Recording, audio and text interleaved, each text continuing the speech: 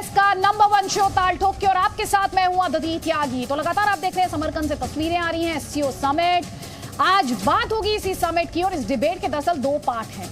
एक तरफ prime minister Modi पूरे तरीके से कॉन्फिडेंट दिखाई देते हैं, तो दूसरी तरफ शहबाज शरीफ जिनकी बत्ती गुल दिखाई दे रही है, उनकी नर्वसनेस की तस्वीरें लगातार वायरल हो रही है। डिप्लोमेसी में कई बार नजदीकियों की नहीं, दूरियों की भी काफी अहमियत होती है।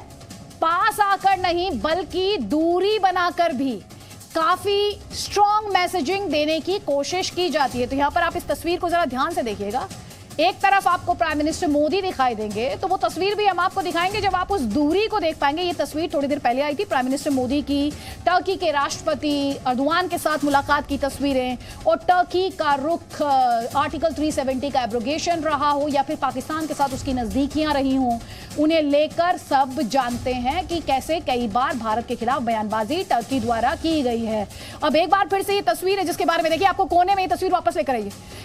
यहां पर आपको प्राइम मिनिस्टर मोदी दिखाई दे रहे हैं, क्योंकि हम आपसे ये कह रहे थे कि राजनीति में, इंटरनेशनल डिप्लोमेसी में, अब देखिए आपको एक कोने में आपको वहां पर शहबाज शरीफ दिखाई दे रहे हैं, और दूसरी तरफ ये गैप देखिए, ये दूरी देखिए, और दोनों का बॉडी लैंग्वेज भी आप देखिएगा और समझने की कोशिश कीजिएगा। ये दूरी जो है, क्या ये बताने के लिए काफी नहीं कि इस वक्त भारत और पाकिस्तान भले ही पड़ोसी हों, लेकिन दोनों के रिश्तों में कितनी ज्यादा इस वक्त गर्मजोशी की कमी है, कितने ज्यादा कोल्ड दोनों के रिश्ते इस वक्त हैं, और यही बड़ी मैसेजिंग इस तस्वीर में आपको दिखाई भी दे रही है। एससीओ में प्रधानमंत्री मोदी द्वारा रीजनल कोऑपरेशन की बात की गई, पाकिस्तान और चाइना से दूरी बनाकर मैसेज भी दिया गया। एससीओ समिट के साइड बाय साइड प्रधानमंत्री मोदी कई देशों से बायलैटरल टॉक्स कर रहे हैं, लेकिन पाकिस्तान और चाइना से उनकी बायलैटरल टॉक नहीं होगी, हमारे सोर्सेज बता रहे हैं। आपसे थोड़ी देर पहले प्रधानमंत्री मोदी ने टर्की के राष्ट्रपति अर्दोआन, जिस तस्वीर का मैंने जिक्र किया, उनसे मुलाकात की, और आपसे बस थोड़ी देर बाद रशिया के राष्ट्रपति व्लादिमीर पुतिन के साथ उनकी मुलाकात होने जा रही है। लेकिन इस विजिट में पाकिस्तान के लिए भी बड़ा मैसेज है, साफ संदेश है कि जब तक वो आतंकी फैक्ट्री बंद नहीं करेगा, बात नहीं हो पाएगी। और चाइना के लिए भी कड़ा मैसेज है कि जब तक वो अपनी विस्तारवादी नीति पर ब्रेक नहीं लगाता, तब तक उससे द्विपक्षीय बातचीत का मूड फिलहाल भारत का नहीं है। जब कोई मुल्क कंगाली से जूझ रहा होता है तो उसमें एक अपराध बोध होता है, तो जाहिर बात यह होती है कि उसका कॉन्फिडेंस लेवल, जो उसका विश्वास है, कॉन्फिडेंस है, वो गिरा हुआ होता है, आत्मविश्वास। जैसा कि इस वक्त एससीओ में पाकिस्तान के साथ दिख भी रहा है। एक अरसे से पाकिस्तान की पहचान हाथ में कटोरा लेकर खड़े देश की बन चुकी है। दुनिया का कोई मुल्क उसे पूछता नहीं है, ये सोचकर कि कहीं पाकिस्तान को अगर अटेंड किया या थोड़ी सी अटेंशन दे दी तो वो फिर से उधार ना मांगने लगे। एससीओ में पाकिस्तान के प्रधानमंत्री शहबाज शरीफ की चाल ढाल पाकिस्तान के इन्हीं हालात को बयां कर रही है। वो पुतिन से बातचीत करने के लिए बैठते हैं तो उनका यह पीस गिर जाता है। उसके बाद तमाम नेताओं की भीड़ में वो खुद को बहुत ही लॉस्ट पाते हैं। जिस तस्वीर के बारे में हम आपसे बार बार बात कर रहे हैं, उसमें उनकी स्थिति बहुत ही कंफ्यूजन वाली दिखाई देती है। उनके कॉन्फिडेंस लेवल को लेकर इस समय पाकिस्तान में भी सब लोग काफी उनका मजाक उड़ा रहे हैं। तो मोदी की एक तरफ ये डिस्टेंस पॉलिसी है, डिप्लोमेसी है, माफ कीजिएगा, और दूसरी तरफ शहबाज शरीफ का लो कॉन्फिडेंस है। इसी पर हम हमारे एक्सपर्ट्स के साथ बात करेंगे। कई खास मेहमान हमारे साथ पाकिस्तान से भी होंगे, लेकिन उससे पहले जल्दी से आप ये रिपोर्ट देखिए।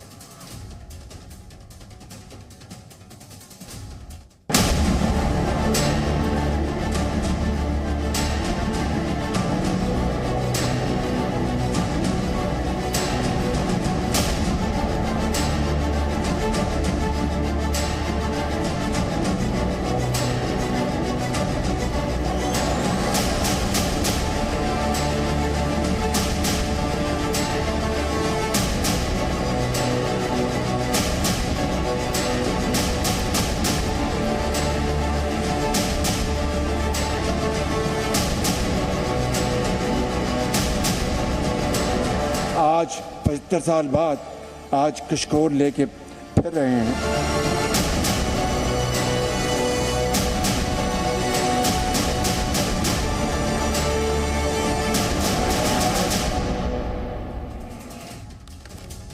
तो हम आपको तस्वीरों के माध्यम से दिखा रहे हैं कि किस तरह इस समय जो वर्ल्ड लीडर्स हैं और ख़ास तौर पर रशिया के राष्ट्रपति व्लादिमीर पुतिन और चाइना के राष्ट्रपति शी जिनपिंग, जिनके बारे में बहुत कुछ कहा और सुना जा रहा है, और इन सब के बीच कहीं फंसे दिखाई दे रहे हैं शहबाज शरीफ। देखिए ज़रा उनका ये पीस निकल जाता है जिस पर प्रेसिडेंट पुतिन हंसने लगते हैं। और ये जो कंफ्यूजन वाली, ये जो कंफ्यूजिंग बॉडी लैंग्वेज है, इसे अब ग्लोबली नोटिस किया जा रहा है, खासतौर पर सोशल मीडिया पर लगातार शहबाज शरीफ का उनके अपने ही देश के लोग मजाक उड़ा रहे हैं। कई खास मेहमान हमारे साथ हैं। पाकिस्तान से हमारे साथ तैयब बलोच हैं, सीनियर जर्नलिस्ट हैं। उमर अल्ताफ हैं, पाकिस्तान से ही हमारे साथ जर्नलिस्ट हैं। ब्रिगेडियर हारिस नवाज हैं, डिफेंस एक्सपर्ट हैं। तारिक फतेह आपको स्क्रीन पर दिखाई दे रहे हैं, कॉलमनिस्ट हैं। और हमारे साथ शहजाद पूनावाला, बीजेपी के नेशनल स्पोक्स पर्सन और मेजर जनरल एसपी सिन्हा हमारे साथ हैं, डिफेंस एक्सपर्ट हैं। लेकिन सबसे पहले तो ब्रिगेडियर नवाज आप ही से, क्योंकि बहुत ज़्यादा चर्चा आपके प्रधानमंत्री शहबाज शरीफ की भी हो रही है, उनके स्टेटमेंट की भी हो रही है और उनकी बॉडी लैंग्वेज की भी हो रही है। और ये सवाल बार बार पूछा जा रहा है कि इतनी कन्फ्यूजन या इतनी नर्वसनेस क्यों है उन्हें? आप ही दे दीजिए इनसाइट्स। देखिए नहीं है, ये एक कोई ऐसी इंसिडेंट नहीं है, it is just to make an issue. Otherwise अगर वो ईयर प्लग नहीं सही लग रहा तो अगर ही इज हेल्पिंग है, दैट डजंट मीन कि he is non confident. He spoke very confidently and he Pakistan नुक्ता नज़र बड़ा मौसर अंदाज में इसलिए बताया कि वी ऑलरेडी, हम बड़े सख्त इस वक्त क्लैमिटी के अंदर हैं, फ्लड्स हैं और रेन से लोग बेघर हुए हैं, उनकी रिहेबिलिटेशन करनी है, रिलीफ प्रोवाइड करनी है। That is been talking all and that should be talking. और ये ईयर प्लग निकल जाना या वो उनको नई चीज को लगाने का, it is not an issue. Problem हमारी इंडिया के साथ ये है कि आप लोग हर छोटी बात को कैच करते हैं, ये हमें नहीं करना चाहिए। यही हम बात करते हैं कि now is the time to neighbour should live to learn to live together. और ये मौकों के ऊपर एक दूसरे का ख्याल करना चाहिए। To make a this is nothing, ये इसमें क्या फर्क पड़ेगा अगर प्लग गिर गया, ईयर प्लग को दोबारा लगा लिया। बात यह है कि आपने कौन से कॉन्फिडेंस बिल्डिंग मेजर्स कर रहे हैं कि ये दो ममालिक जो बाकी दुनिया आपस में मिल रही है, why can't we sit together. इसके लिए क्या इंडिया को जो करना चाहिए वो कर रहा है? क्या इंडिया कॉन्फिडेंस बिल्डिंग मेजर्स कर रहा है? क्या इंडिया यूनिलेटरल कोई एक्शंस कर रहा है जो पाकिस्तान के लिए प्रॉब्लमेटिक है, लाइक कश्मीर का इशू है? ये चीज़ें बैठ के ममालिक को सेटल करनी चाहिए। दुनिया भी कहाँ की कहाँ पहुँच गई है और हम इन चीज़ों में लगे हुए। मेरे ख्याल में ये हमें इस वक्त पॉजिटिव एटीट्यूड के साथ, पॉजिटिव माइंड के साथ ये देखना है कि कैसे भारत का स्टैंड तो बहुत क्लियर रहा है कि आतंकवाद और आतंकियों और उनके हथियारों को भारत भेजना बंद कर दीजिए। आप मुझे ये बताइए, पूर्व प्रधानमंत्री थे वाजपेयी साहब, उन्होंने कहा कि आप दोस्त और दुश्मन चुन सकते हैं लेकिन आप पड़ोसी नहीं बदल सकते। तो भारत का स्टैंड तो ये रहा हमेशा से। लेकिन अगर आतंकी आएंगे तो कैसे बात बनेगी? देखिए हमारा भी यही पॉइंट ऑफ व्यू है कि आप कश्मीर के ऊपर एक यूनाइटेड नेशन का एक चार्टर्ड है, फिर उसके बाद बायलेटरल इशू था, आप लोगों ने यूनिलेटरल 370-35 रिवोक करके आपने वहां पर पूरा कंट्रोल कर लिया। दुनिया में कहीं आप जस्टिफाई कर सकते हैं? आप दोनों ममालिक बैठ के डिसाइड करते, हल निकालते इसका, बजाय इसके इसको पाकिस्तान की हुकूमत कश्मीर के अवाम का जो हमारा एक अंडरस्टैंडिंग है, हमारा क्लेम है, तो उसको कहीं डिस्कस तो करें ना। आप यूनिलेटरल एक्शन करेंगे तो उससे प्रॉब्लम होगी। इसीलिए आज बैठ के बात करना चाहते हैं बिजनेस कम्युनिटी, अवाम नहीं चाहते। इसलिए नहीं चाहते हैं कि वो कहते हैं पहले ये मसला तो हल करें। सर क्रीक का इशू है, सियाचिन का इशू है। कौन सा अंडरस्टैंडिंग है कश्मीर की अवाम के साथ? मैं तो पीओके जो भारत का जम्मू कश्मीर है, उसमें जो आपके कब्जे वाला कश्मीर है, वहां से तो आपकी फौज के खिलाफ नारेबाजी हो रही है, वहां तो आपकी हुकूमत के खिलाफ नारेबाजी हो रही है। आप वो जो उठाया जा रहा है इंटरनेशनल मंचों पर, उसकी बात कर रहे हैं? वही बात नहीं कर रहे। आप मुझे ये बताइए कि आप कश्मीर में क्या कर रहे हैं? आप रोजाना नौजवानों को मार रहे हैं, डेमोग्राफी चेंज कर रहे हैं, उनका कारोबार खत्म कर रहे हैं, उनको अरेस्ट कर रहे हैं।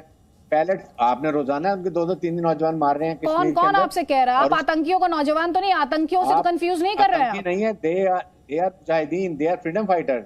आपने कब्जा मुल्क पे करेंगे, आपसे बात करें, फ्रीडम फाइटर्स हैं, फ्रीडम फाइटर्स हैं। जो पीओके में आपसे लड़ रहे हैं वो फ्रीडम फाइटर्स हैं भाई। जो पीओके में आपके खिलाफ झंडा बुलंद किए हुए हैं, बगावत कर रहे हैं, वो फ्रीडम फाइटर्स हैं। बलूचिस्तान में जो आपसे लड़ रहे हैं वो फ्रीडम फाइटर्स हैं फिर। और सिंध में जो हो रहा है वो फ्रीडम फाइटर्स होंगे। जो चाइनीज ऑक्यूपेशन के खिलाफ आवाज उठा रहे हैं वो फ्रीडम फाइटर्स होंगे सर। और आप ये कहते हैं कि आपने कौन से कॉन्फिडेंस बिल्डिंग मेजर्स किए हैं? बहुत बढ़िया। जनरल सेना, उसके बाद तारिक फतेह प्लीज। अदिति, मैं पाकिस्तान के बारे में कुछ बहुत महत्वपूर्ण बिंदु पे टिप्पणी करूंगा। पहली बात, पाकिस्तान अपनी औकात से ज्यादा सोच प्लानिंग करता है। 1947 से आप चुप रहिए प्लीज, जब आप बोल रहे थे मैं नहीं बोला। 1947 से पाकिस्तान ने जम्मू और कश्मीर को कैप्चर करने की कोशिश की और सोचा था कि लाल बहादुर शास्त्री जी की हाइट छोटी है तो उनकी साहस भी छोटी होगी, तो हम जम्मू और कश्मीर ले लेंगे।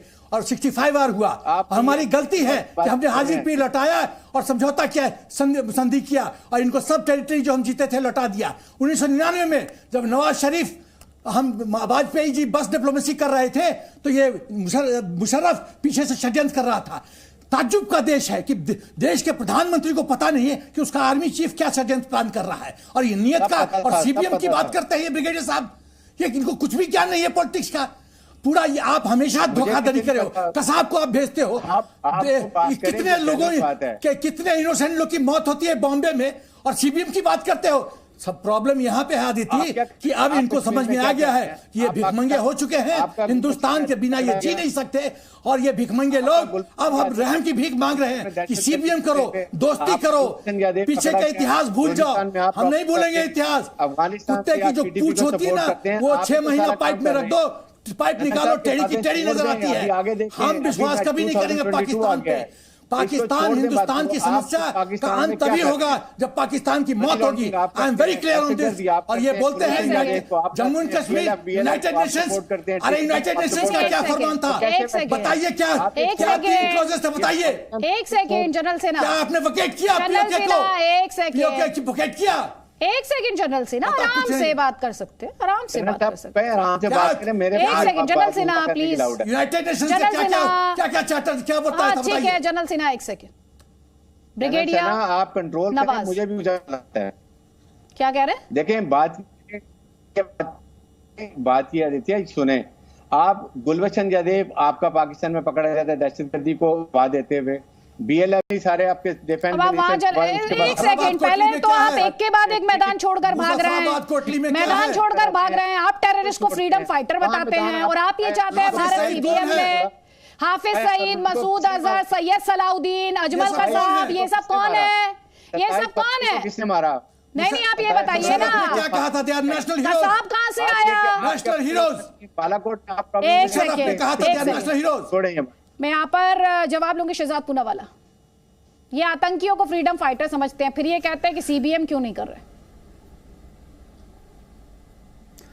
आदित्य जी, मैं इस पर बात रखूं और देखिए कोई ज़्यादा चौंकाने वाली बात नहीं है जो ओसामा बिन लादेन को ही इनके प्रधानमंत्री शहीद बोले तो ये प्रवृत्ति है, परंतु मैं आपको बुनियादी तौर पर भारत और पाकिस्तान में क्या अंतर है वो समझाना चाहता हूं और आज एससीओ में भी दिखाई दे रहा है। एक तरफ है भारत, प्रधानमंत्री मोदी भारत का नेतृत्व कर रहे हैं, एक पोजीशन ऑफ स्ट्रेंथ से कर रहे हैं, पोजीशन ऑफ स्ट्रेटेजिक ऑटोनॉमी से कर रहे हैं, पोजीशन ऑफ कॉन्फिडेंस से कर रहे हैं, एक नए भारत का आत्मविश्वास है। 2 वैश्विक चुनौतियां हमारे सामने आए जो 100 वर्ष में किसी ने नहीं देखी थी। कोविड की चुनौती भी थी और उसके अलावा यूक्रेन रशिया का वॉर भी था। दोनों ही चुनौतियों में भारत ने न केवल अपनी जनता को, अपनी पॉपुलेशन को कोविड की वैक्सीन दे दी, 200 करोड़ से अधिक टीके लगा दिए, परंतु vaccine manufacturer of the world बनकर एक रे ऑफ होप की तरह काम किया। आज लगभग 22-25 करोड़ वैक्सीन हमने 100 देशों को दिए हैं। दूसरा, यूक्रेन रशिया क्राइसिस, आपको याद होगा आदित्य जी क्योंकि आप फॉरेन पॉलिसी को भी बहुत कवर करती है, उस समय पर भारत एक केंद्र बना था। जेलेंस्की हो या प्यूटिन हो, दोनों से हॉटलाइन पर बात करनी हो, विदेश में हमारे जो छात्र पढ़ रहे थे उनको वापस लाना हो, और कई बार तो ऐसा भी हुआ कि पड़ोसी मुल्क के लोग अपने झंडे को ले जाते हुए बाहर नहीं निकल पा रहे थे तो उन्होंने भारत का झंडा उठाते हुए वो सुरक्षित वापस आए हैं, ऐसा भी हुआ है। ये दोनों क्राइसिस में भारत की स्थिति। और आज अगर आप देखें पाकिस्तान, देखिए बुनियादी फर्क यह है, पाकिस्तान ने 4A में इन्वेस्ट किया, अल्लाह, अमेरिका, आतंक और आर्मी, और हमने हिंद में इन्वेस्ट किया। हिंद का मतलब क्या है? Higher education, independent foreign policy, N for new technology and D for democracy. ये दुख की बात है, ये ईयरफोन खराब नहीं है। देखिए आदित्य जी, ईयरफोन तो आपका भी, आप एंकरिंग करिए, गिर सकता है, हमें ईयरफोन से कोई दिक्कत नहीं है, पाकिस्तानी लोग ही मजाक उड़ा रहे हैं, परंतु जनता का जो ईयरफोन है वो तो 75 वर्ष में कभी जुड़ा ही नहीं। पाकिस्तान का जनता का ईयरफोन हमेशा डाउन ही रहा और आर्मी के ईयरफोन के सहारे चलते रहे। आज ये स्थिति जो पाकिस्तान की बनी है वो इसी की वजह से है कि उन्होंने हमेशा अल्लाह, आर्मी, आतंक, अल्लाह का मतलब यह है कि रिलीजियस पॉलिसी पर चलते रहे, आतंक की पॉलिसी को अपनाया। कश्मीर में यहां पर एक तरीके से खून बहाने के लिए भारत को डिस्टेबलाइज करने की कोशिश की। पाकिस्तान का पर कैपिटा जीडीपी 1960s ठीक है, मैं एक कमेंट लूंगी, पहले दूसरे गेस्ट का एक कमेंट लूंगी, उसके बाद मैं वापस आपको फ्लोर दे दूंगी। उमर अल्ताफ, शहजाद पूनावाला ने बहुत कुछ कह दिया है, आपका जवाब? जी, कह तो बहुत कुछ दिया, अब आप थोड़ा सुनने का हौसला थोड़ा रखिएगा, ठीक है ना? ये 2 मिनट मुझे दीजिएगा ताकि मैं बोल सकूं और आप इंटरप्ट मत कीजिएगा। पहले तो आप मेरी डिबेट में आए हैं सर। उमर अल्ताफ, आप मेरे गेस्ट हैं, don't dictate things to me, please don't. You speak. मैं 2 मिनट बोल सकता हूं? हाँ, आप बोलिएगा, लेकिन मुझे ऑर्डर मत दीजिए कि मुझे कब बोलना है और कब नहीं। नहीं, ऑर्डर नहीं दे रहा। No, please don't dictate. उन्होंने सिर्फ ये कहा कि मुझे 2 मिनट बोलने दें। डोंट डिक्टेट, बात रखिए और मुद्दे पर रहिए। मैंने रिक्वेस्ट कर ली, रिक्वेस्ट का लफ्ज इस्तेमाल करके कोई बात नहीं, आप डिक्टेट मत कीजिए, बोलिए। चले, रिक्वेस्ट डिक्टेट करना नहीं होता, आप जरा डिक्शनरी खोल के अपना लहजा देखिए, लहजा देखिए और अपने शब्द देखिए, और उसके बाद मुझे सब डिक्शनरी देखने की जरूरत नहीं है। उसके लिए बॉडी लैंग्वेज बहुत मायने रखती है, किन शब्दों का इस्तेमाल किया गया और कैसे इस्तेमाल किया गया बहुत मायने रखता है।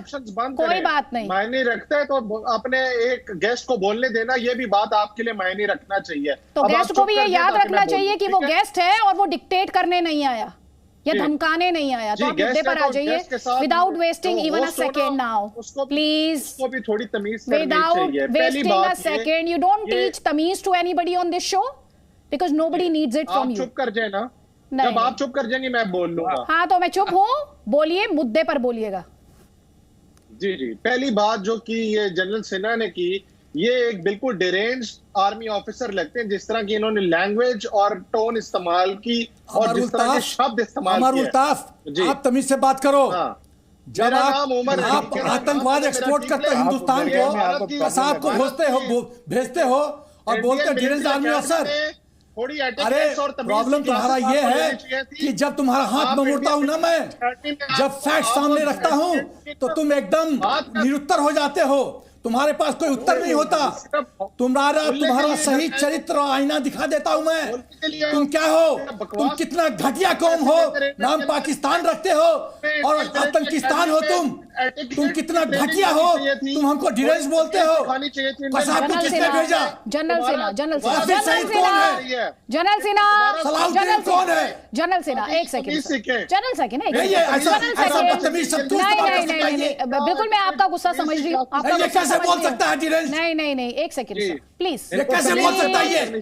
सर रुकिए ना, फकीर देश का फकीर सिटीजन, एक सेकंड, फकीर देश का फकीर सिटीजन कैसे बोल सकता है ये? जनरल सिन्हा, जब तर्कों की कंगाली होती है तो निजी अटैक होते हैं, समझिए इस बात। पर्सनल अटैक नहीं कर सकता। सुनिए, वो करने मुद्दे पे बात करेगा तो ठीक है सर। बोल सकता है जनरल सिन्हा, आप गलत बोल रहे हो। जनरल सिन्हा, मैंने अभी क्या कहा? जब तर्कों की कंगाली है तो निजी हमले हैं। फकीर देश का फकीर सिटीजन, ठीक है सर। अरे कटोरे लेके भीख मांग तू। जनरल सिन्हा प्लीज भाषा पर control, please general Sinha, I am sorry. Blood pressure, एक सेकेंड। और उमर अल्ताफ, एक सेकेंड सर, एक सेकेंड रुक जाइए प्लीज। उमर अल्ताफ, मैं आपको वार्न कर रही हूँ, ध्यान से सुनिएगा मेरी बात। अब जो मैं बोलूंगी, आप किसी पर अगर निजी हमला करेंगे, उमर अल्ताफ, अगर निजी हमला, एक second sir please, let me talk to him. Umar Altaf, ये निजी हमला करने के लिए आपको नहीं बुलाया मैंने। अगर आपको मुद्दे पर बात करनी है, क्योंकि मुझे बताया गया आप जर्नलिस्ट हैं, अगर आपको मुद्दे पर बात करनी है तो शो में you are more than welcome. आप अपनी राय रख सकते हैं, लेकिन अपने शब्दों को सोच समझकर अदिति जी, पहले आपने बोलने नहीं दिया, अब आपके गेस्ट। अरे सर, अगर आप किसी पर पर्सनल अटैक करेंगे तो नहीं चलेगा ना सर। आपको फौज से, इंडियन फौज से चिढ़ है, ये तो मैं समझ सकती हूँ सर। आपको इंडियन फौज से और फौजियों से चिढ़ है, क्योंकि वो 1971 आप कभी भूल नहीं सकते। तो मैं समझ रही हूँ आपकी दिक्कत। आप मुद्दे पर रहिए और बोलिए मुद्दे पर, सर्टिफिकेट मत बांटिए और सिखाइए नहीं, मुद्दे पर बात करनी है, मुद्दे पर बात कीजिए। सर, मैं दर्शकों का वक्त जाया नहीं करती सर, दर्शकों का वक्त जाया नहीं करती हूँ मैं। मुद्दे पर बात करनी है, आपके पास अनदर 40 सेकंड्स है। 4 रीजन बता दीजिए आपको जिस पर आपत्ति है, प्लीज। अब आप चुप तो कर जाए ना, ताकि मैं बोल लूं। बीच में आप इंटरप्ट कर देती हैं, सारा मोमेंटम फ्लो तोड़ देती हैं, ये कोई तरीका थोड़ी है। 10 सेकंड आपने इसी में जाया कर दिया, 30 सेकंड है आपके पास। अदिति जी, आपने पाकिस्तान के प्राइम मिनिस्टर के ईयरपीस से लेकर आपने उस पर पूरी कहानी डाल दी, ये कोई तरीका थोड़ी है। ये इस तरह का डिस्कोर्स नहीं होना चाहिए। मैं अब ये बात करूं कि आपके प्रधानमंत्री हैं, उनकी एजुकेशनल क्वालिफिकेशंस क्या है? वो तो कभी स्कूल ही नहीं गए। मोदी जी, आप मुझे बताएं ना, वो किस स्कूल से पढ़े हुए हैं? क्या वो कभी स्कूल का उन्होंने चेहरा देखा है? एक ग्रेजुएट है, डेमोक्रेसी का प्रधानमंत्री, ग्रेजुएट है किधर के? और जिस तरह से अंतरराष्ट्रीय स्तर पे उनकी छवि बनी है, आपके प्रधानमंत्री की क्या छवि है? जरा वो भी तो देख लो। वो तो स्कूल ही ईयर प्लग तो संभलता नहीं है, मोदी जी, और राष्ट्र चलाने चले, देश चलाने चले, ईयर प्लग तो संभलता नहीं है। सर एक सेकेंड, जनरल सेना मैं जाती हूँ, दर्शक सुनने, क्योंकि ये जर्नलिस्ट है, ये इनके तर्क हैं, ये भारत के प्रधानमंत्री की एजुकेशनल क्वालिफिकेशन डिस्कस करने आए। वो ग्रेजुएट है। जनरल सेना प्लीज सुनिए, उमर अल्ताफ को बताने दीजिए कि वो कहाँ किस लेवल पर उनकी सोच जाती है, प्लीज। मैं चाहती हूँ सुने, उसके बाद मैं बताऊंगी। चाय बेच रहे थे क्या? उन्होंने बस 2 जमातें पढ़ी और आपने उनको प्रधानमंत्री चाय बेच रहे थे तो क्या हो गया? चाय बेचना गुनाह है? दिक्कत है आपको? स्कूल तो जाना चाहिए। नहीं, एक सेकंड, चाय बेचना गुनाह है? चाय बेचना गुनाह है? वो है ग्रेजुएट। सुनिए ध्यान से, एक शब्द होता है लोकतंत्र, डेमोक्रेसी। ये इंडियन डेमोक्रेसी की खूबसूरती है। ध्यान से सुनिएगा उमर अल्ताफ, आपके यहाँ नहीं चलता क्योंकि फौज ही कंट्रोल करती है। आधे से ज्यादा टाइम आपको फौज ने रूल किया है, तख्ता पलट हो जाता है आपके यहाँ। आपके आधे से ज्यादा जो हेड्स ऑफ स्टेट रहे हैं वो बाहर ही रहे हैं, एग्जाइल में उन्होंने वक्त बिताया है। तो मैं समझ सकती हूँ आपको जो पीड़ा है, लेकिन ये इंडियन डेमोक्रेसी की खूबसूरती है कि यहाँ पर चाय बेचने वाला भी प्रधानमंत्री बन जाता है। इसीलिए हम कहते हैं कि हम एक मजबूत लोकतंत्र है, और दुनिया कहती है हम दुनिया का सबसे बड़ा लोकतंत्र है। और सुनिए ध्यान से, अभी थोड़ी देर पहले तस्वीर आएगी प्रेसिडेंट पुतिन के साथ उनकी मुलाकात की। प्रेसिडेंट पुतिन ने उनसे नहीं पूछा आपकी एजुकेशनल क्वालिफिकेशन कितनी है। प्रेसिडेंट पुतिन ने उनसे यह भी नहीं पूछा कि आप चाय बेचते थे या आप किसी 5 स्टार होटल में टी पार्टी अटेंड करते थे। ठीक है, तो वर्ल्ड डिप्लोमेसी में, इंटरनेशनल डिप्लोमेसी में जो आप सवाल उठा रहे हैं ना, लोग हंसेंगे, इसीलिए कोई सीरियसली नहीं लेता। तारिक फतेह, आप मुझे बताएं वो इलिटरेट है या नहीं है? तारिक फतेह, आपसे सर्टिफिकेट लेंगे, लिटरेसी का सर्टिफिकेट मैं आपसे लूंगी, भारत के लोकतंत्र के लिए आपसे सर्टिफिकेट लूंगी मैं। बालाकोट का दर्द अभी ज्ञान नहीं है। प्लीज तारिक फतेह, ज्यादा पढ़े। अरे कोई बात नहीं सर, बालाकोट का दर्द यहाँ पर आतंकी, सुनिए, यहाँ पर आतंकी शिक्षा नहीं दी जाती है। हाँ, हम आपसे बहुत पीछे हैं और हमें खुशी है इस बात की कि हम पीछे हैं आतंक की शिक्षा में, बहुत खुश हैं हम इस बात से। हमें नहीं उसमें पीएचडी करनी है, बहुत खुश हैं। आप खुश रहिए इस बात पे। तारिक फतेह जी, देखिए ये पोएटिक जस्टिस है शहजाद, उसके बाद मैं दूंगी आपको फ्लो। एक बार तारिक फतेह का कमेंट, फिर मैं आपको दूंगी फ्लो। पोएटिक जस्टिस है, and it is contained in that one line, can someone help me. ये इट्स ऑलमोस्ट एज इफ कि स्क्रिप्ट लिखा जा चुका है कहीं ऊपर से या कहीं से, दैट डिस्क्राइब्स द रिलेशनशिप, कि या तो वो टुकड़े खा रहा है इधर उधर के, या कह रहा है can someone please help me. आप सोचिए, ये माइक्रोफोन के बारे में नहीं कह रहे थे, ये भिखारी दुनिया की महफिल में आके भीख मांग रहे थे, फॉर द सिंपल रीजन कि उस मुल्क का हर पैसा जाता है इनके जनरल्स की जेब में। इनके यहाँ तो कप्तान भी जो होता है, लेफ्टिनेंट भी होता है, he is fully on the path of corruption, ताकि उसको जमीनें मिले। लोग, बच्चे फौज में जाना इसलिए चाहते हैं कि they know that is the only way to loot that country and keep it as a beggar on the international stage. मुझे प्राइम मिनिस्टर शरीफ पे तरस आता है कि एक एडमिनिस्ट्रेटिव शख्स जो कैपेबिलिटी रखता है, he will not be allowed to do anything, because अब आप देखिए यहाँ कश्मीर पे बहस हो रही है, and these people don't realize कि जिस सिक्योरिटी काउंसिल रेजोल्यूशन की ये बात कर रहे हैं, उसका पहला क्लॉज ये है कि anyone who did not live in Jammu and Kashmir on August 14, 1947 should vacate that place। ये तो पूरा अपना पीओजेके को चीन के हाथ बेच चुके हैं, और वहां कई डिवीजन चाइनीज फौज है, बल्कि चाइनीज जेल्स तक बन गई हैं वहां, ताकि वहां का फ्री लेबर। इन्होंने वो टेरिटरी जो चीन को बेच दी और कुछ मुफ्त में दे दी। ये कह रहे हैं कि हमारा क्लेम है कश्मीर पे। आप जरा जाके पीओके में जाके देखिए, वहां लोग पाकिस्तान फौज के अगेंस्ट किस तरह खड़े हुए हैं। उनके लिए तो उनका ईद हो जाएगी अगर वो state of Jammu Kashmir combines together and they are part of India. आप मुझे बताइए पाकिस्तान का कौन सा हिस्सा है जो पाकिस्तान के साथ रहना चाहता? जेएसएन महाज क्या है? ठीक। अब बलोचिस्तान नेशनल आर्मी को कह रहे थे, वहां तो 70 इयर्स से जंग चल रही है पाकिस्तान की ऑक्यूपेशन के अगेंस्ट। पख्तूनों के साथ क्या हशर किया इन्होंने कि वहां आप देखिए ड्यूरेंट लाइन इनकी बात करें, अंग्रेज की बनाई हुई ड्यूरेंट लाइन, ये अपने आप को ऐसे कहते हैं जैसे कोई हदीस लिखी गई है।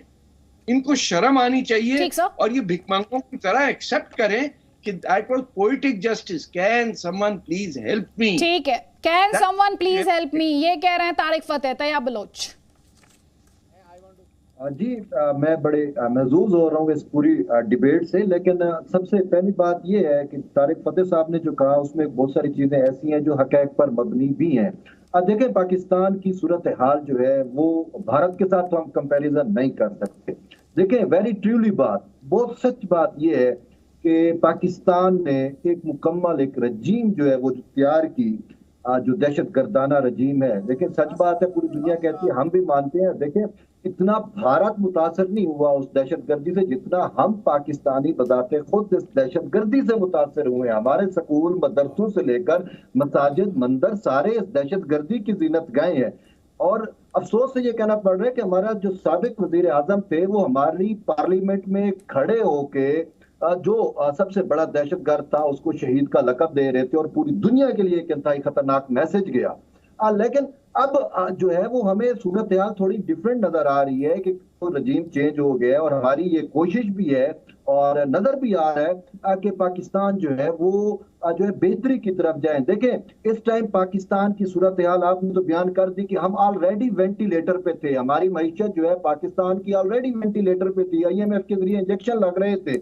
उसके बाद तारीख का बदतरीन सैलाब आया, यानी कि सदी का बदतरीन, ये मानसून का खुद इंडिया भी बर्दाश्त करता है लेकिन हमने भी बर्दाश्त किया। तो उसके बाद पाकिस्तान की वो सूरत हाल जो है वो इंतहाई मखदूश हो गई है। इस टाइम 3 करोड़ 30 लाख लोग, जिसमें ज्यादातर सिंध और बलूचिस्तान के लोग हैं, वो उनको खेमे तक नहीं मिल रहे, उनको खाने को राशन तक नहीं मिल रहा। हमारी हालत, पाकिस्तान की हालत वाकई जो वेंटिलेटर पे पाकिस्तान था उसको इस सैलाब ने मजीद आफत ज़दा कर दी है। तो हमारी हालत बिल्कुल ऐसे हो चुकी है। लेकिन इसके साथ साथ जो मेन चीज है, अगर हम शंघाई कोऑपरेशन ऑर्गेनाइजेशन की बात करें, देखें उसमें इंडिया के अपने तहफ़्फ़ुज़ात है। हर मुल्क अपने जो उसकी फॉरेन पॉलिसी होती है, जो उसकी तरजीहात होती है, उसको फॉलो करता है। लेकिन एक बात जो सोचने की है ह्यूमैनिटेरियन बेसिस पे, वो है ट्रेडिंग विद एनिमी कंसेप्ट।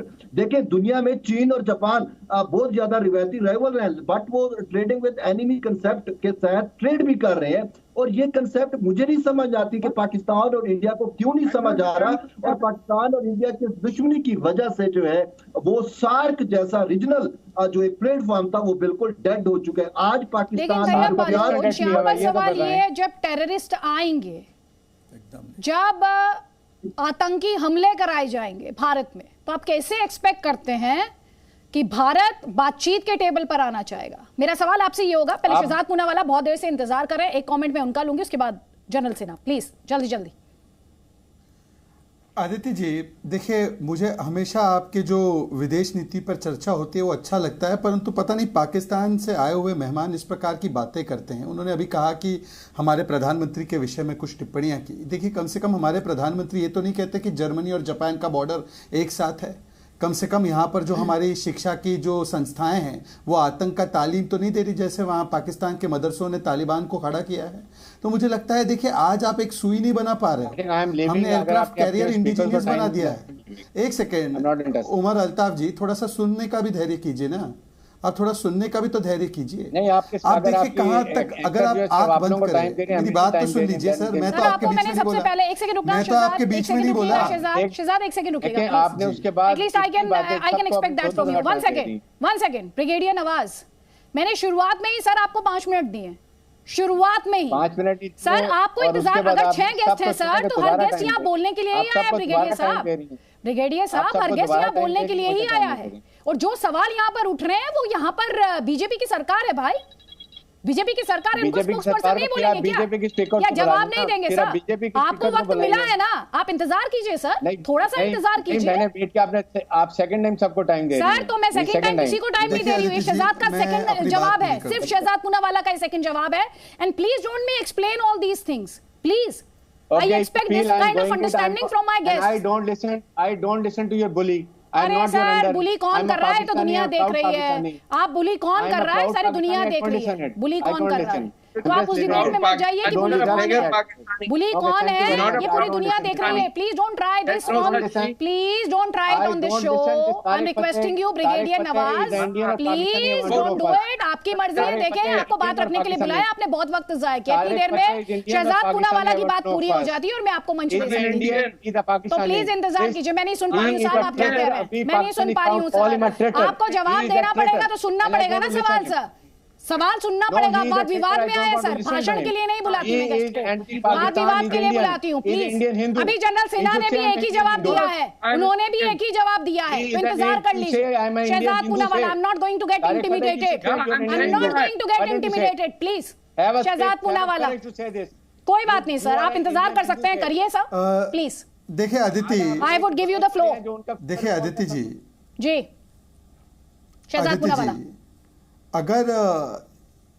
अगर यहाँ पर बैठे कुछ पैनलिस्ट को इतना ही घमंड है और उनको लगता है भारत इतना अशिक्षित है, उसके प्रधानमंत्री इतने अशिक्षित है, तो कोवैक्स के इनिशिएटिव के जरिए इनको 4.5 करोड़ वैक्सीन डोजेस भारत से बनाकर दिए गए हैं। पाकिस्तान में एक भी कोविड का वैक्सीन का डोज बना है क्या? बनाने की हैसियत भी है क्या? अगर आप में इतना घमंड है तो मत लीजिए, वो वैक्सीन लौटा दीजिए कोवैक्स को, वो किसी और देश को, सुदान को दे देंगे, सोमालिया को दे देंगे, वो बाकी देश को भी हम ही दे रहे हैं। आपके यहाँ पर बन रहा है तो बता दीजिए। देखिए मैं आपसे एक बात कहना चाहता हूँ और अच्छे स्पिरिट से कहना चाहता हूँ, एक सेकंड सुन लीजिए सर, बार बार इंटरप्शन करने से कोई आपको कुछ हासिल नहीं होने वाला, थोड़ा सा सुन लीजिए।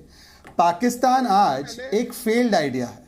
आप देखिए पाकिस्तान बना किस आधार पर बना था पाकिस्तान, कि ये अपने आप को स्वयंभू सबसे बड़ा इस्लामिक कॉजेस का एक देश बताते थे, अपनी वॉइस बताते थे। बांग्लादेश बना है, वो कौन सा मुल्क है? वो भी एक मुस्लिम मुल्क है। और आज जो चाइना में मुसलमानों के खिलाफ लगातार अत्याचार हो रहे हैं, मजाल है शहबाज शरीफ की, मजाल है इमरान खान की, मजाल है पाकिस्तान के पूरे डीप स्टेट में किसी की भी, कि वो एक शब्द बोल दे चाइना के खिलाफ जो जिंजियांग प्रोविंस में हो रहा है। उल्टा पाकिस्तान ऑक्यूपाइड कश्मीर जो हमारी जमीन है, वहां पर चाइना को लाकर चाइना के लोग उनको डंडे पीट पीट के, वहां पर उर्दू भाषा भी नहीं बोली जाती, वहां पर तो अब चाइनीज भाषा में उनको सिखा रहे हैं। इस पर जवाब लेते हैं, ये उनकी हकीकत है। मैं वापस आपको फ्लो दे दूंगी, जनरल सिन्हा आपको भी फ्लो दूंगी प्लीज, लेकिन उससे पहले ब्रिगेडियर नवाज।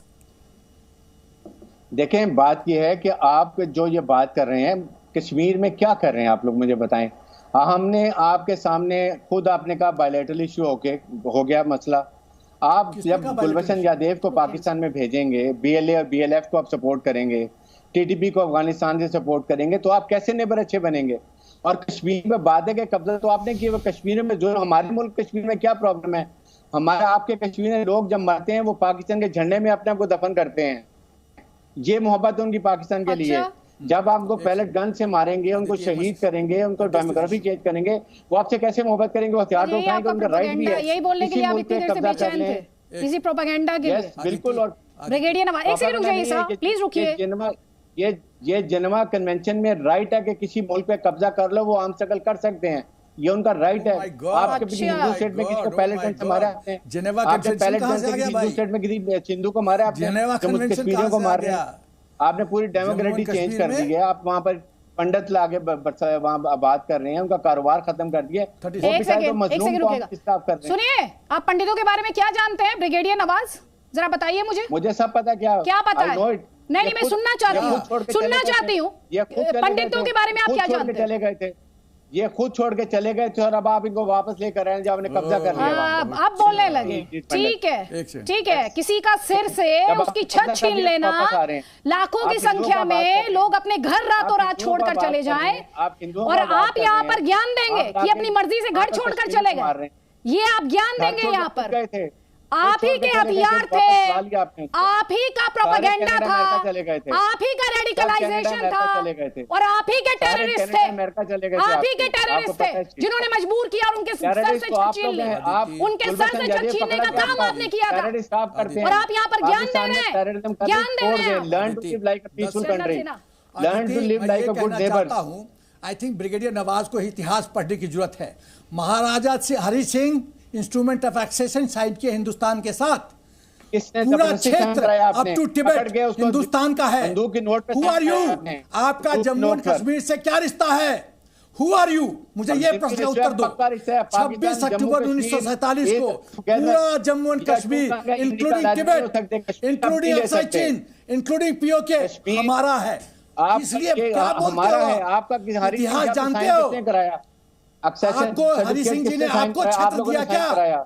ये क्या बोलते हो? कंटेंशियस इशू है, विवादित क्षेत्र है।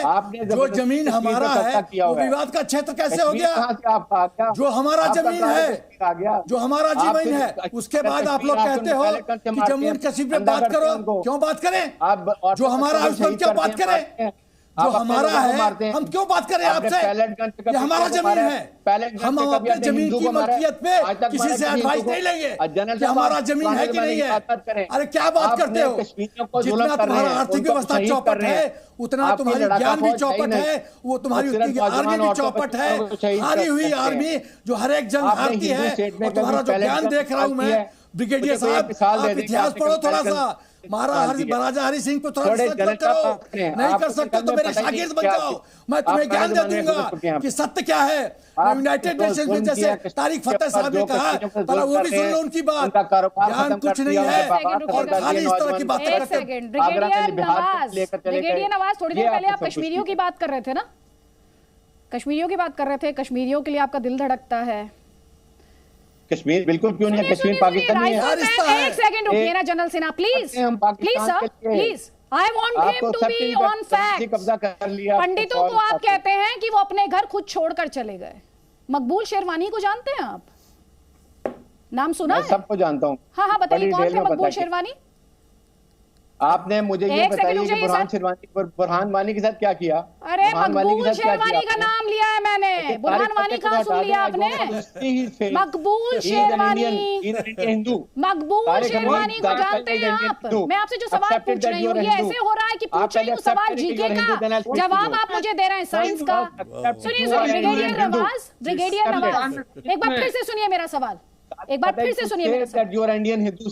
अरे सर, मकबूल शेरवानी को आप जानते हैं या नहीं? आप कश्मीरियों के लिए आपका दिल धड़कता है। मैं तो कश्मीरियों की बात कर रही हूँ, चलिए मैंने आपको क्लू भी दे दिया। मकबूल शेरवानी का नाम सुना आपने? मकबूल शेरवानी को जानते हैं ब्रिगेडियर साहब? एक सेकंड प्लीज, क्या कह रहे हैं? एक second Tariq Fateh please please, आपको शर्म आनी चाहिए तारिक फतेह। नहीं ब्रिगेडियर नवाज, ब्रिगेडियर नवाज उन्हें किस पे शर्म आनी चाहिए छोड़ दीजिए, वो जनता तय कर लेगी। मैं आपसे क्या पूछ रही हूँ, मकबूल शेरवानी को जानते हैं आप? I haven't heard much about him, Maqbool Sherwani. I don't know much about him. And you are talking about Kashmiris? Yes, I am talking about Burhan Wani. I am talking about Ali Gilani. आज आपके लिए ये homework है brigadier साहब, brigadier साहब आज आपके लिए होमवर्क है। मकबूल शेरवानी वो नौजवान था जिसने आपकी फौज को घुमा दिया था, आपके कबीलियाई को घुमा दिया। हमारी फौज को कोई घुमा नहीं सकता। पढ़िए ना, उसका नाम उसे लाइन ऑफ बारामूला के नाम से जाना जाता है। आप कश्मीरियों की बात करते हैं। आप सुनिए, चलिए, क्या आप नहीं जानते? आज मैं चाहती हूँ कि कश्मीरी भी देखें इनका दिल, इनके क्लेम और इनकी नॉलेज कश्मीर के बारे में। चलिए, मकबूल शेरवानी को आप नहीं जानते, कोई बात नहीं। राइफलमैन औरंगजेब का नाम सुना है आपने? ये आप कहाँ अपने मर्जी के नाम निकालते हैं? मेरी मर्जी के नाम है, बेहतरीन। एक सेकंड, लेफ्टिनेंट उमर फैयाज का नाम सुना है आपने? मैंने सब कश्मीरियों के नाम सुने। सब लेफ्टिनेंट उमर फैयाज कश्मीरी नहीं थे?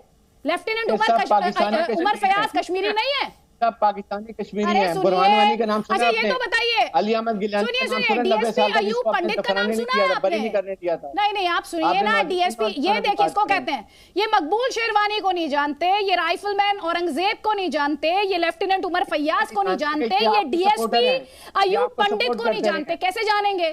कैसे जानेंगे?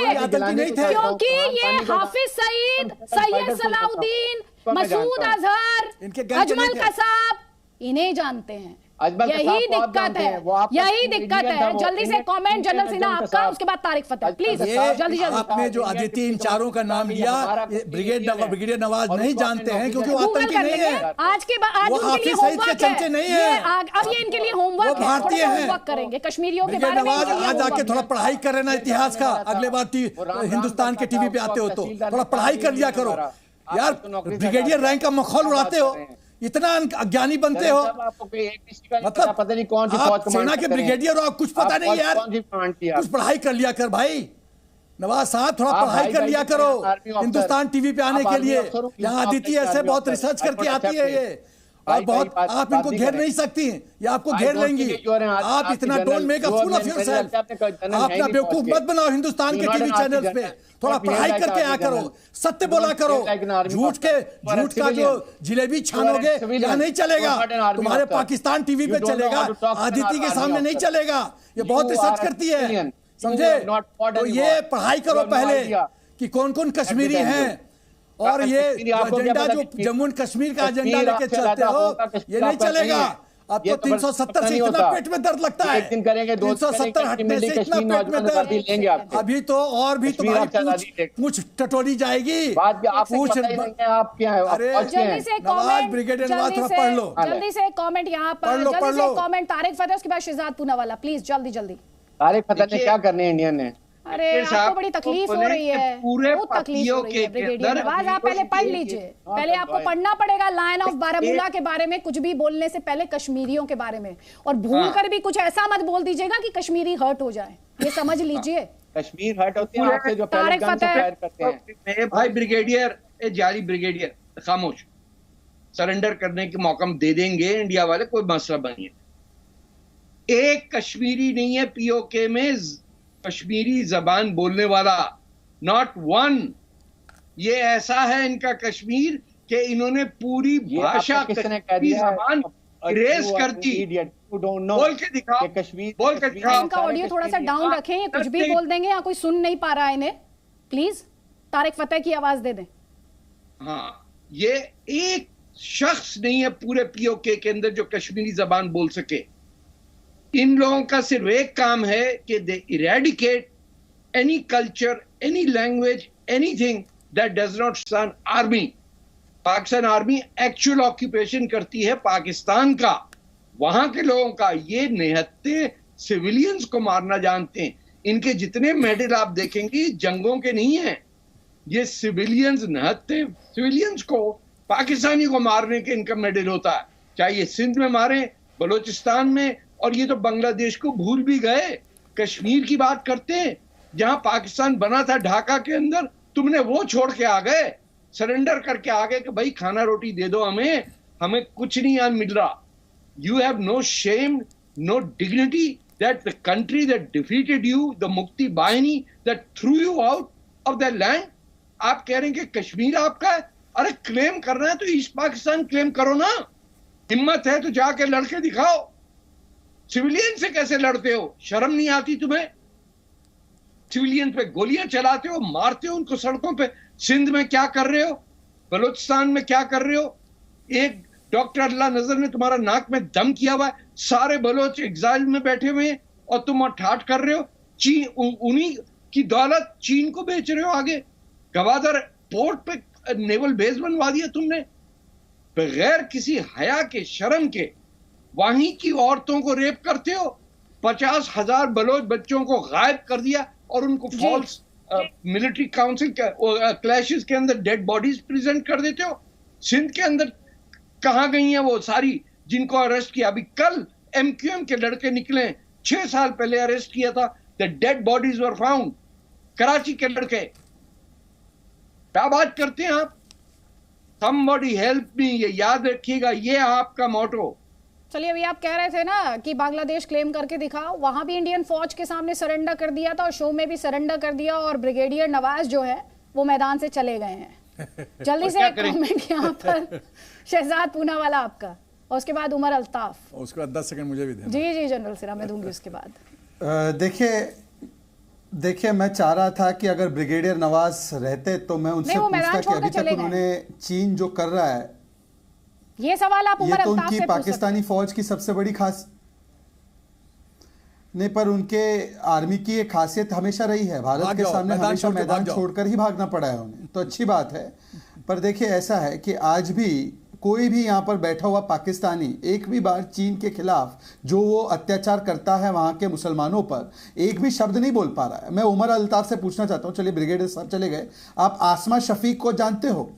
आसमा शफीक, अरे भाई कश्मीर के मुसलमानों की चिंता, बाकी के मुसलमानों की चिंता करने से पहले अपने मुसलमानों की चिंता कर लेते। ये वो लड़की है जो यूक्रेन में फंसी हुई थी, बताओ किसने उसको रेस्क्यू किया? भारत ने। भारत का तिरंगा लेकर वो गई, तब वो रेस्क्यू हो पाई। ये हकीकत है। आज आप आंख बंद करके कल्पना कीजिए भारत और पाकिस्तान की, हालांकि एक लाइन में अब उन दोनों को रखा नहीं जा सकता, पहले हाइफनेट किया जाता था पर अब ये डी हाइफनेट हो चुके हैं रिलेशन। आप अगर आंख बंद करके सोचेंगे तो पाकिस्तान के लिए आपके मन में आएगा टी फॉर टेरर और इंडिया के लिए आएगा टी फॉर टेक्नोलॉजी। आज मैक्सिकन प्रेसिडेंट क्या बोलते हैं कि भारत को केंद्र बनाओ अमन और शांति का पूरे दुनिया का, चाहे उस कमिटी में दूसरे भी लोग हो जाए, यूनाइटेड नेशंस के सेक्रेटरी जनरल आ जाए, बाकी लोग आ जाए, ताकि अमन और शांति की बात करनी है तो पाकिस्तान नहीं भारत उसके केंद्र में है, परंतु टेरर अगर बात करनी है तो पाकिस्तान उसके केंद्र में है। पाकिस्तान एकमात्र चीज जो एक्सपोर्ट कर पाया इतने वर्षों में वो टेररिज्म है। आपने अपनी अर्थव्यवस्था पर, अपने लोगों पर, अपनी डेवलपमेंट पर कोई फोकस नहीं किया और आज इसीलिए आप स्थिति में खड़े। बहरहाल आज एससीओ उसका एक और नजारा है कि आपकी क्या स्थिति बन चुकी है और कहां भारत है। ठीक है, आपको जवाब देना चाह रहे हैं उमर अल्ताफ। देखिए, ये शहजाद पूनावाला ये कहते हैं कि मुसलमान है ये, और ये एक मुसलमान, भारतीय मुसलमानों के कातिल मोदी को जिस तरीके से डिफेंड करते हैं, इनको शर्म आनी चाहिए। एक सेकेंड उमर अल्ताफ, ये किस तरह की भाषा है? ये देखिए, ये किस तरह की भाषा है? क्या भाषा है ये? मुस्लिम एंगल लेना शुरू कर दिया, आपने शुरू कर दी सांप्रदायिकता, मुस्लिम एंगल लेना शुरू कर दिया। दिखा दिया मुद्दे पर ये मुद्दे नहीं है ना, मुद्दे पर आप जवाब नहीं दे सकते, अपना रंग दिखाना शुरू कर दिया। नहीं दे सकते तो आप इस तरह के प्रोपेगेंडा बेस्ड अपना प्रोपेगेंडा चलाने लगते हैं, अनर्गल आरोप लगाने लगते हैं। ये किस तरह की भाषा है उमर अल्ताफ? ये क्या है? नहीं, ये आप समझिए, सुनिए, ध्यान से सुनिए। आप जिस शख्सियत की बात कर रहे हैं, जिस शख्सियत की बात कर रहे हैं, उस शख्सियत के साथ दुनिया के सुपर पावर्स बैठती हैं। तो आप मुझसे ये कह रहे हैं इस डिबेट में आकर कि आप जो आरोप लगा रहे हैं, अनर्गल आरोप, ये कितने बेबुनियाद हैं और कितने झूठे हैं और कितने खोखले हैं। तो बेहतर यही होगा कि आप मुद्दे पर रहें और सिर्फ मुद्दे पर रहें। अमर मैं बताता हूं, शहजाद पूनावाला पहले हिंदुस्तानी है, फिर उसका धर्म है इस्लाम का नाम सुने, आप समझा करो। मार देगी शहजाद पूनावाला पहले हिंदुस्तानी है, देशभक्त है, ये समझो। अब मुस्लिम कार्ड खेलना शुरू कर दिए, यहाँ भी डिवाइड एंड रूल है। तो इनके यहाँ कौन से मुसलमान सुरक्षित हैं? इनके यहाँ कहाँ मुसलमान सुरक्षित हैं? ये बता तो दे। शिया और सुन्नी की लड़ाई पर बात कर लें, थोड़ा सा माइनॉरिटीज के स्टेटस पर बात कर लें। ये बोलने की स्थिति में है क्या? ये बोलने की स्थिति में इनका रिकॉर्ड इन्हें रखा है क्या? इनका रिकॉर्ड इन्हें मुँह चिढ़ाता है। आप मुद्दे पर रहिए और मुद्दे पर बात कीजिए। जो अभी सवाल पूछा आपसे उमर अल्ताफ, वो टेक्नोलॉजी से जुड़ा हुआ सवाल था शहजाद पूनावाला का, उस पर जवाब दीजिए। दुनिया को ये मत बताइए कि आप धर्म से आगे नहीं बढ़ पाते हैं। जी अभी जी मोदी जी जो है ना, आपकी लिंच मॉब्स जो चला रहे हैं, बड़ी टेक्नोलॉजी है ये भारत में। गोश्त खाने पे मुसलमानों को मारना, ये टेक्नोलॉजी है। कहाँ पे सुनते हैं आप ये सब? ये कौन पढ़ाता है आपको? पाकिस्तानी फौज पढ़ाती होगी अपनी नाकामी छिपाने के लिए। ये कौन सी किताब पढ़ लेते हैं आप? कहाँ से पढ़ते हैं इतिहास और कहाँ से हासिल करते हैं जीके? कौन सी मैं ये जानना चाह रही हूँ। कौन सी लाइब्रेरी है इनकी?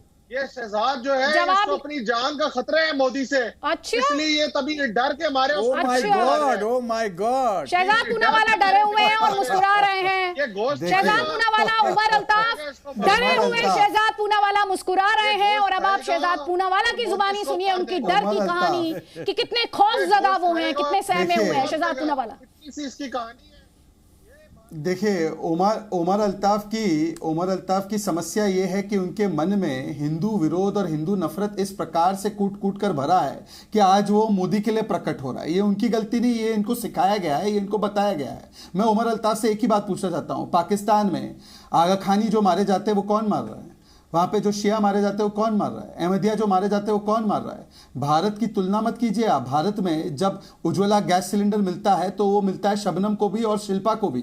जब शौचालय बनते हैं तो वो मोहम्मद के भी घर पर बनता है, मोहित के भी घर पर बनता है। जब राशन 80 करोड़ लोगों को दिया जाता है तो खान को भी मिलता है और गुप्ता को भी मिलता है। ये भारत की ताकत है। भारत की ताकत ये है कि यहाँ पर हिंदू मुसलमान नहीं देखा जाता। पर मैं आपसे पूछना चाहता हूं उमर अल्ताफ कि आपके देश में कोई अहमदिया प्रधानमंत्री बन सकता है? कोई अहमदिया आपके देश में कैबिनेट में आ सकता है क्या? चलिए मैं आपको दूसरा सवाल पूछ लेता हूं, बाकी सब छोड़ दीजिए। कहां वो देश है, कौन सा वो देश है जहां पर लोग लटक लटक कर पहिए पर, एयरक्राफ्ट के पहिए पर लटक लटक कर भाग रहे थे? वो तो अफगानिस्तान था। वहां पर कौन सी आबादी है, कौन सी बहुमत है वहां पर, किसकी बहुमत है, कौन सी ज्यादा जनसंख्या है वहां पर? Pakistan, Afghanistan, Kenya, Libya, Somalia, Sudan, ये सारे मुल्कों में कोई वहां पर हिंदू है क्या? वहां पर कोई हिंदू है क्या? वहां पर क्यों तकलीफें हैं? वहां पर क्यों वहां पे समस्याएं हैं? जरा आत्मचिंतन कीजिए, जरा आत्मचिंतन कीजिए। जवाब लीजिए जरा। आप खौफ ज्यादा है, आप प्रेशर में बोल रहे हैं ये सब। उमर अल्ताफ के मुताबिक कोई बात नहीं, मुस्कुराहट के साथ आप बोल पा रहे हैं। उमर अल्ताफ का जवाब लीजिए अब। जी, इन्होंने कहा पाकिस्तान में कोई अहमदिया वजीर आजम प्रधानमंत्री बन सकता है, उसका जवाब है नहीं बन सकता। मगर पाकिस्तान में मोदी जैसा एक आतंकी और कातिल जो है वो भी। सुनिए, आपके पास सिर्फ इसी तरह की सस्ती भाषा है, इस तरह की सस्ती भाषा है आपके पास। अगर आप अपने शब्दों पे लगाम लगाओ, भाषा का इस्तेमाल करने वाले। एक सेकेंड, हाफिज सईद हीरो होगा आपके देश का? हाफिज सईद हीरो है उमर अल्ताफ आपके देश का? वो एक कातिल है। हाफिज सईद हीरो नहीं है, वो हाफिज सईद हीरो नहीं है। मसूद अजहर, मगर मोदी और नहीं मसूद अजहर, मोदी भी एक नहीं मसूद अजहर। मोदी को भूल जाइए, नरेंद्र मोदी को भूल जाइए। आपसे मैं पूछ रही हूँ, मसूद अजहर हीरो है आपका? नहीं है, मैं नहीं मानता मसूद अजहर और हाफिज सईद को भी हीरो। सैयद सलाउद्दीन होगा फिर। सैयद सलाउद्दीन जी, वो भी नहीं है। मोदी ओसामा बिन लादेन, नहीं वो भी नहीं है। अल जवाहिरी, मोदी एक आतंकी है। कसाब, नहीं वो भी नहीं है। मोदी मोदी एक आतंकी है या नहीं? आपके पास कोई लाइन ऑफ आर्ग्यूमेंट नहीं है और आप यहाँ पर आकर अगर सिर्फ इंडियन प्राइम मिनिस्टर के लिए आप शब्दों का इस्तेमाल करेंगे तो साहब को इस डिबेट से बाहर कर दीजिए, क्योंकि साहब के पास तथ्यों की कोई जानकारी नहीं है। थोड़ी देर के लिए तो तथ्य से दूर रहा जा सकता है, लेकिन जनता का कीमती वक्त पर्सनल अटैक्स में जाया नहीं किया जा सकता है। और इस बात को स्पष्ट करते हुए पैनलिस्ट की राय निजी राय होती है, चैनल उसे एंडोर्स नहीं करता। और ये वो व्यक्ति है जो क्लेम करता है कि वो पाकिस्तान में जर्नलिस्ट है। तब आप समझ लीजिए यहां पर सवाल उठेगा, पाकिस्तान में जो इतिहास पढ़ाया जाता है और जो जीके की किताब पढ़ाई जाती है, दोनों पर सवाल उठेंगे कि कौन सी लाइब्रेरी में पढ़ाए जाते हैं। जल्दी से एक कॉमेंट तारिक फतेह आपका, और उसके बाद तैयाब बलोच। देखिए, इनका जो कसूर नहीं है, क्योंकि मैं तो वहाँ पैदा हुआ हूँ, I did my schooling there. वहाँ सिवाय हिंदुओं के खिलाफ और इंडिया के खिलाफ आपको बचपने से 3-4 साल की उम्र से, किंडरगार्टन से, they brain wash you into believing कि कुफर कौन है, काफिर कौन है। कि यहाँ तक बात जाती है कि ये लफ्ज मैंने हिंदुस्तान में भी मुसलमान की मस्जिदों में भी सुना है, खुतबों में सुना है कि कुफर जो है वो नेस्त तो नाबूद होगा और इंशाअल्लाह ताला हिंदुस्तान की मस्जिदें, ये मंदिर सारे टूटेंगे और वो जो गज़वा हिंद है उसके तहत पूरा हिंदुस्तान एक मुस्लिम मुल्क बनेगा। This is the dream child in which they live in and which they propagate. और जहां तक कश्मीर का ताल्लुक है, it is not the land और द पीपल दे वांट। इनको सवाए टेरिटरी के, डिवॉइड ऑफ कल्चर, ये तो पर्शियन सिविलाइजेशन को तबाह करने वाले लोग हैं। इनके अंदर तो इजिप्शियन सिविलाइजेशन खत्म हो गई। इनको दुख ये है कि 800 साल में ये जो दुनिया की एंशिएंट सिविलाइजेशन है, जिसको हम इंडियन सिविलाइजेशन कहते हैं, वो क्यों नहीं मर गई। इनको दुख इस बात का है कि हिंदुस्तान की जो सिविलाइजेशन, जो आखिरी एंशिएंट सिविलाइजेशन, वो मर क्यों नहीं जाती। आप इनकी ज़हनियत को समझिए, ये ब्रिगेडियर हो जाएं, जनरल हो जाएं या इमरान खान हो जाएं, they will never rest till that brainwashing that occurred when they were 3-4 years old is taken away. ये इसीलिए कह रहे हैं कि शहजाद जो है बात कर रहे हैं ढंग की, वो इसलिए कर रहे हैं कि वो डर रहे हैं। यानी आप कोई सच बोले पाकिस्तान में, वो इंडिया का एजेंट कराया जाता है। That is why I take it as a piece of honour when they say कि you are an Indian agent. मैंने कहा अल्हम्दुलिल्लाह, अल्लाह का शुक्र है कि मैं हिंदुस्तानी हूं, मैं तो इंडस पे पैदा हुआ हूं। तुम कमबख्त आए किसी तैमूर की टोले के ऊपर घोड़े पे बैठ के, हम तो यहां पैदा हुए थे, यहीं मरेंगे, हमारी राख भी इसी इंडस रिवर में जाएगी, हम दफनाने के लिए भी तैयार नहीं है इस मनहूस मुल्क के अंदर।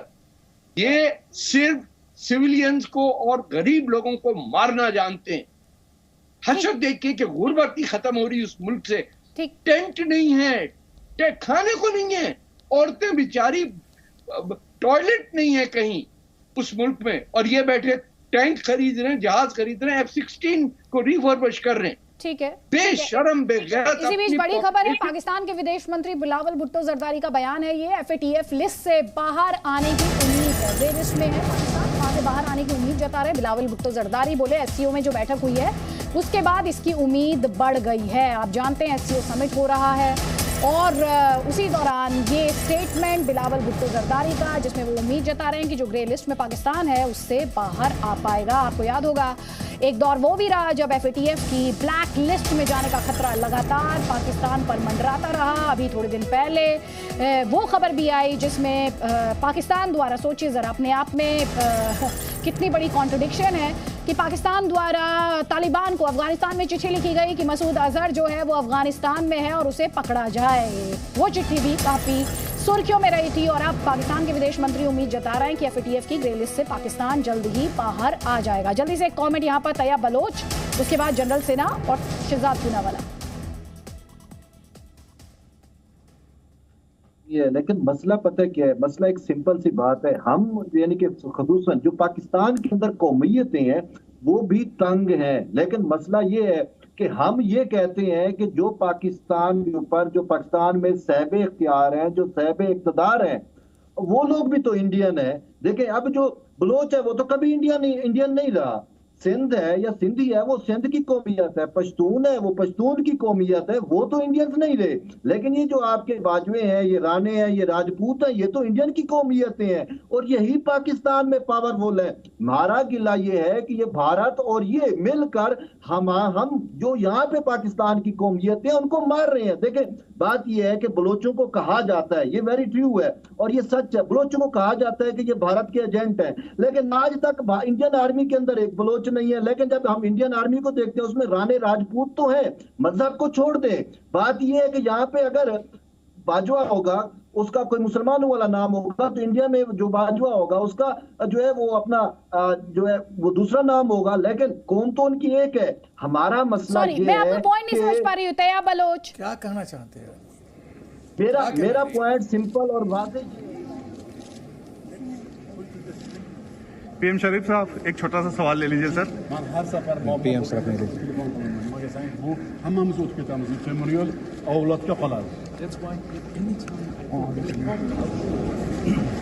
I think it's enough. Thank you. Thank you. I think it's enough. Please. Please don't. शरीफ साहब एक छोटा सा सवाल ले लीजिए। शरीफ साहब एक छोटा सा सवाल लीजिए। असद मजदूर का लेंगे क्या? आप कार्रवाई करेंगे? No questions.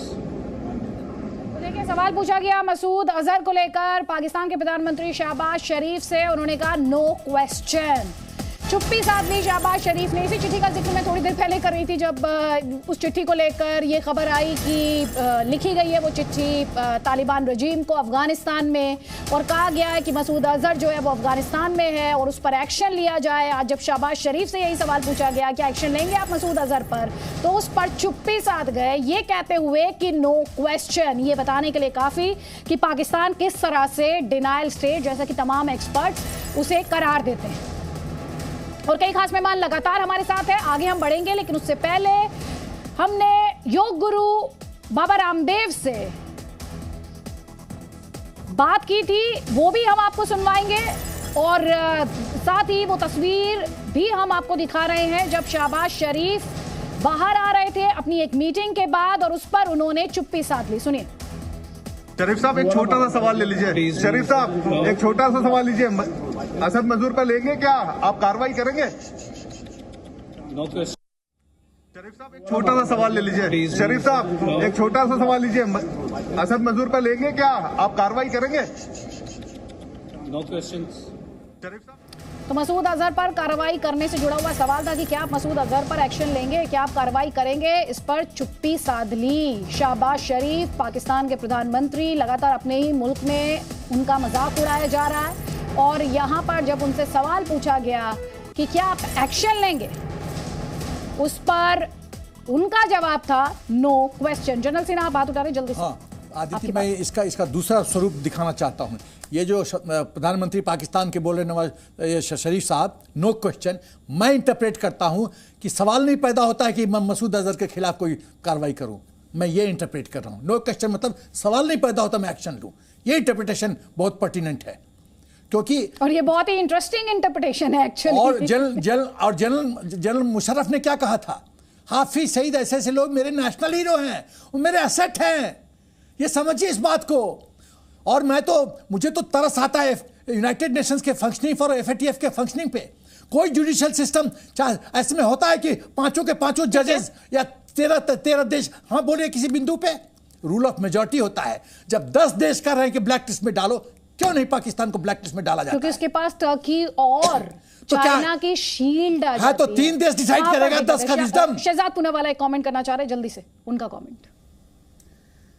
देखिए यहाँ पर जो एक पाकिस्तानी यहाँ पर बोलकर चला गया है, मैं आपको बताना चाहता हूं कि हाँ ये बात तो सही है कि प्रधानमंत्री नरेंद्र मोदी से आतंकित है, उनको लात मार के भगाना ही चाहिए क्योंकि लातों के भूत वैसे भी बातों से नहीं मानते।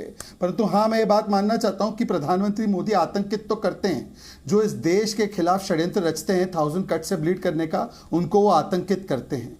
जो सोचते हैं कि वो कश्मीर में आतंक मचाकर कश्मीर को अपनाने की कोशिश करेंगे, उनको प्रधानमंत्री मोदी आतंकित करते हैं। और प्रधानमंत्री मोदी कितना आतंकित करते हैं वो सर्जिकल स्ट्राइक और बालाकोट एयर स्ट्राइक के बाद पता ही लग गया था कि किस प्रकार से इनके आर्मी के लोग थर थर कांप रहे थे और पसीने छूट रहे थे।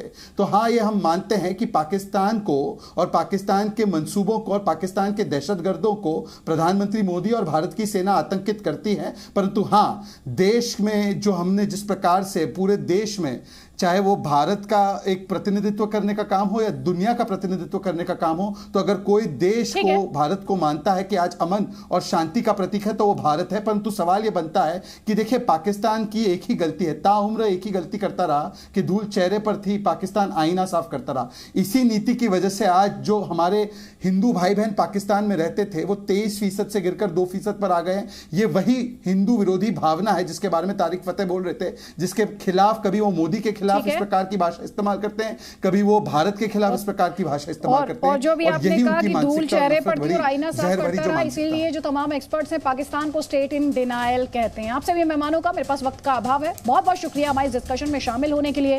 प्रधानमंत्री मोदी और रशिया के राष्ट्रपति व्लादिमीर पुतिन के बीच अहम मीटिंग, उससे जुड़ी हुई तस्वीरें और इंफॉर्मेशन जैसे ही आएगी आप तक पहुंचाएंगे।